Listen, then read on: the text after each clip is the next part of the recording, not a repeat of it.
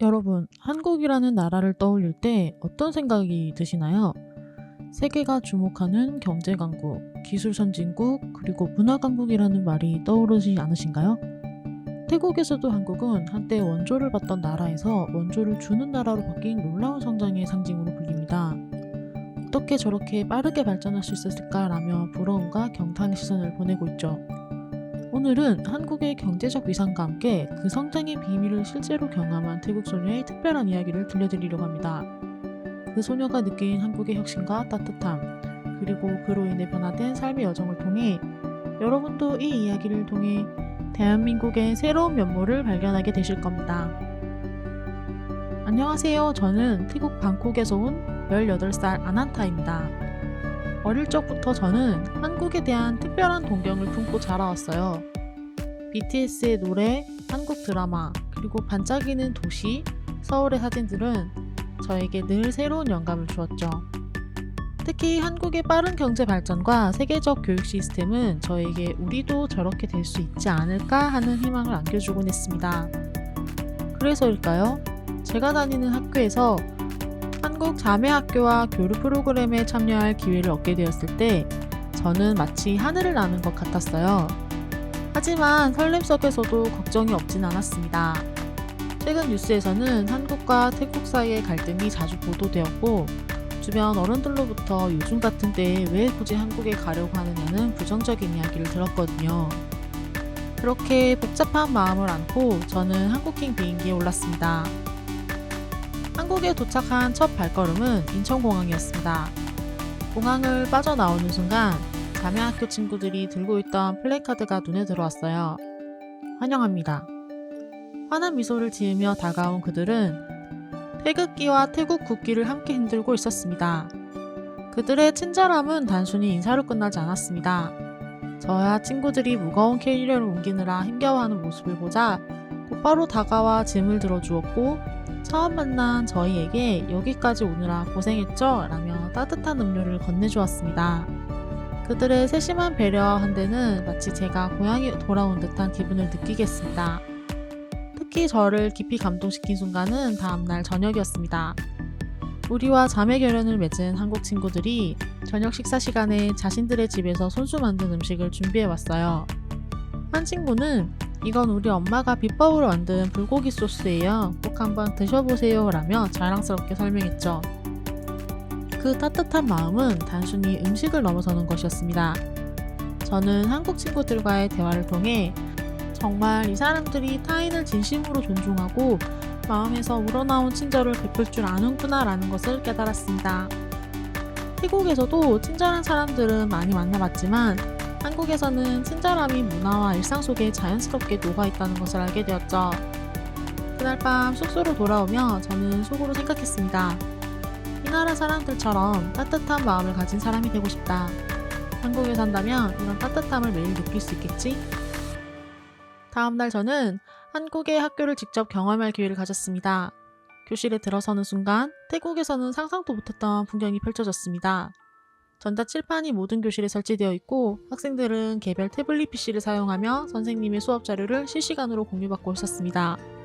스마트 도서관 시스템은 복도마다 설치되어 있었는데 학생들은 언제든 QR코드로 필요한 책을 바로 대출하거나 읽을 수 있었습니다. 그날 진행된 수업은 환경 문제를 해결하는 미래도시 설계 프로젝트였어요. 학생들은 창의적인 아이디어를 제시하며 열띤 토론을 이어갔습니다. 놀라웠던 것은 그들의 토론이 단순히 아이디어에서 그치지 않고 실현 가능성과 경제적 효과까지 분석하며 발표를 이어나갔다는 점입니다. 태국의 주입식 교육과는 확연히 다른 모습이었어요. 태국에서는 대부분 수업이 칠판에 적힌 내용을 받아 적는 데 그치고 교과서에서 주어진 답을 암기하는 방식이 주를 이룹니다. 학생들 간의 토론은 거의 이루어지지 않고 질문은 주입식 수업을 방해하는 요소로 여겨지기 때문에 질문하는 문화조차 잘 형성되어 있지 않죠. 반면 한국의 교육은 학생들에게 질문과 토론의 기회를 제공하고 창의적인 사고를 할 수 있는 환경을 조성해 줍니다. 그날 밤 저는 생각했습니다. 만약 내가 한국처럼 질문하고 토론하고 스스로 문제를 해결할 수 있는 교육을 받았다면 지금보다 더 자신감 있고 주도적인 사람이 되었을 거야. 스마트한 기술만이 아닌 창의력과 문제 해결 능력을 길러주는 이 교육이야말로 한국을 이렇게 성공적으로 만든 비결임을 깨달았습니다. 프로그램의 마지막 날, 우리는 한강 캠핑장에서 바베큐를 즐기며 여유로운 시간을 보냈습니다. 그곳에서 저는 한 태국 가족과 우연히 이야기를 나누게 되었는데, 그들은 불법 체류 상태로 한국에서 생활하고 있었습니다. 그들의 삶은 고단한 그 자체였습니다. 부모님은 공장에서 장시간 고된 일을 하며 하루하루 생계를 유지했고, 아이들은 학교에 가지 못한 채 집에 갇혀 있었습니다. 부모님은 아이들에게 더 나은 기회를 주고 싶어 한국에 왔지만, 불법 체류 신분이라는 꼬리표는 우리가 원하는 삶을 허락하지 않는다고 말하며 한숨을 내쉬었습니다. 그들의 불안은 대화 속에서도 고스란히 느껴졌습니다. 불법 체류 단속이 강화될 때마다 숨죽여야 하고, 아파도 병원에 가지 못하며 매일 다음 날에는 어떤 일이 닥칠지 모른다는 불확실한 현실 속에 달아나고 있었습니다. 아이들은 학교에 가고 싶다고 조용히 말했습니다. 하지만 부모님은 그럴 수 없는 현실에 죄책감을 느끼는 듯 했습니다. 그들의 이야기를 들으며 한국이란 나라가 한편으로는 이렇게 고단한 삶을 사는 이들에게 너무 높은 벽처럼 느껴지기도 했습니다. 그날 밤 저는 한국이라는 나라에 대해 새로운 감정을 느꼈습니다. 한국은 제가 사랑하고 존경하던 이상적인 나라지만, 동시에 이곳에서 기회를 얻기 위해 고군분투하는 사람들의 고난도 존재한다는 것을 알게 된 것이죠. 그럼에도 불구하고 한국은 이 가족들에게 더 나은 삶의 가능성을 꿈꾸게 하는 나라였습니다. 그 희망이 저에게도 깊은 울림을 주었습니다. 한국이 가진 따뜻함과 혁신은 단지 제게 영감을 준 것을 넘어 다른 사람들에게도 변화의 가능성을 보여주는 거대한 힘이었습니다. 한국은 이들에게 더 나은 미래를 줄 수 있는 잠재력을 가진 나라야. 나도 그 가치를 이어받아 태국에 돌려주고 싶다. 태국으로 돌아온 후 저는 한국의 성공 스토리를 더 많은 사람들에게 알리고 싶어졌습니다. 삼성과 현대 같은 세계적인 기업들이 어떻게 발전했는지, 한국이 원조를 받던 나라에서 원조를 주는 나라로 변모한 과정을 친구들에게 이야기하며 그들의 시선을 열어주고자 노력했습니다. 한국의 발전은 단순한 경제 성장이 아니라 사람들이 가진 끊임없는 노력과 배움의 의지에서 비롯된 것이었습니다. 제가 한국을 사랑하는 이유는 바로 이런 정신 때문입니다.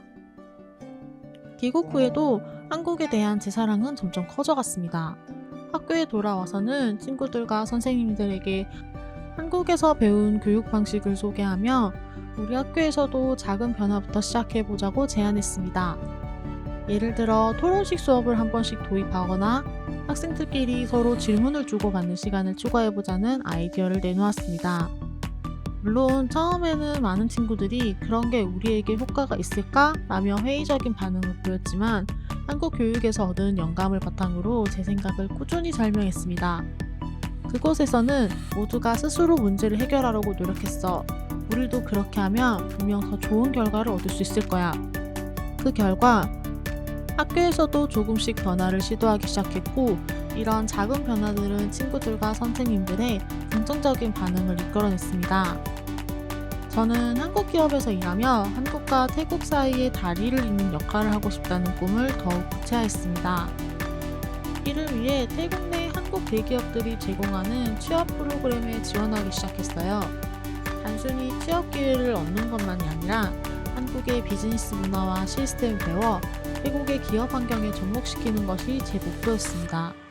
저는 지원서에 한국에서 경험했던 교육과 따뜻함에 대한 이야기를 진심을 담아 썼습니다. 한국에서 배운 혁신적 사고와 문제 해결 능력은 제 삶의 방향을 완전히 바꾸어 놓았습니다.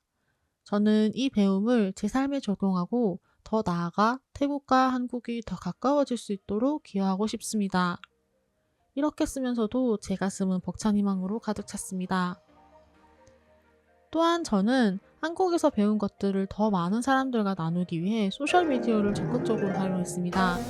한국에서 찍었던 사진과 영상을 꾸준히 올리며 제가 경험했던 한국의 따뜻함과 혁신적인 문화, 그리고 교육 방식을 소개했어요.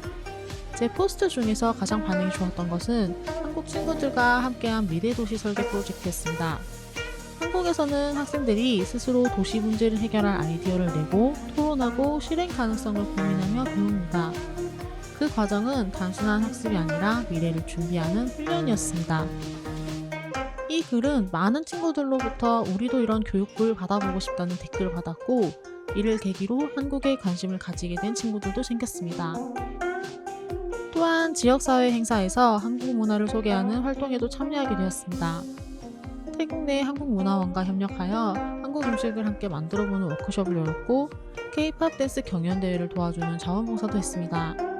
이런 활동들을 통해 많은 사람들이 한국을 긍정적으로 이해하는 모습을 보며 뿌듯함을 느꼈습니다. 저는 한국에서 배웠던 따뜻함과 배려를 잊지 않고 제 삶 속에 실천하려고 노력하고 있습니다. 매일 아침 하루 계획을 세울 때 저는 스스로 묻습니다. 오늘 내가 한국처럼 따뜻하고 혁신적으로 살기 위해 무엇을 할 수 있을까? 언젠가 다시 한국을 방문해 제가 배웠던 학교와 자매결연을 맺은 친구들을 만나고 싶습니다. 그리고 한국에서 경험한 것들을 더 많이 배우고 나아가 태국에서도 이러한 변화와 혁신을 이루는데 제 몫을 하고 싶습니다. 이제 저의 꿈은 단순히 한국에 가는 것에 그치지 않습니다. 저는 한국에서 배운 혁신과 따뜻함을 태국에 전하고 두 나라를 잇는 가교 역할을 하는 사람이 되고 싶습니다. 그 꿈이 제 삶의 중심이 되었고 제가 매일 앞으로 나아가는 원동력이 되고 있습니다. 한국에서의 경험은 단순한 여행기가 아니었습니다. 그것은 제 삶을 완전히 바꿔놓은 전환점이었고 저에게 새로운 목표와 비전을 심어준 특별한 우정이었습니다. 제가 사랑하는 한국은 단순히 첨단 기술과 높은 경제력을 자랑하는 나라가 아니라 인간적인 따뜻함과 가능성을 가진 나라였습니다. 그 가능성이 제 삶을 바꾸었고 이제는 제가 그 가능성을 다른 이들에게 나누는 사람이 되고 싶습니다. 한국에서처럼 따뜻한 마음과 혁신적인 생각을 가진 사람이 되는 것, 그리고 한국과 태국을 더 가까운 나라로 만드는 것이 제 꿈입니다. 오늘 이야기를 통해 대한민국의 따뜻한 마음과 혁신적인 모습이 여러분들께도 전달되었기를 바랍니다. 태국 소녀 아난타처럼 한국에서의 경험이 누군가의 인생을 바꿀 수도 있다는 가능성을 함께 느끼셨다면 여러분도 이 메시지를 더 많은 사람들에게 구독과 좋아요 그리고 알림 설정으로 전해주세요. 여러분이 해주시는 구독과 좋아요 알림 설정은 채널을 더 많은 분들에게 다가가게 하는데 큰 힘이 됩니다. 앞으로도 한국의 놀라운 이야기와 감동적인 여정을 꾸준히 전해드릴게요.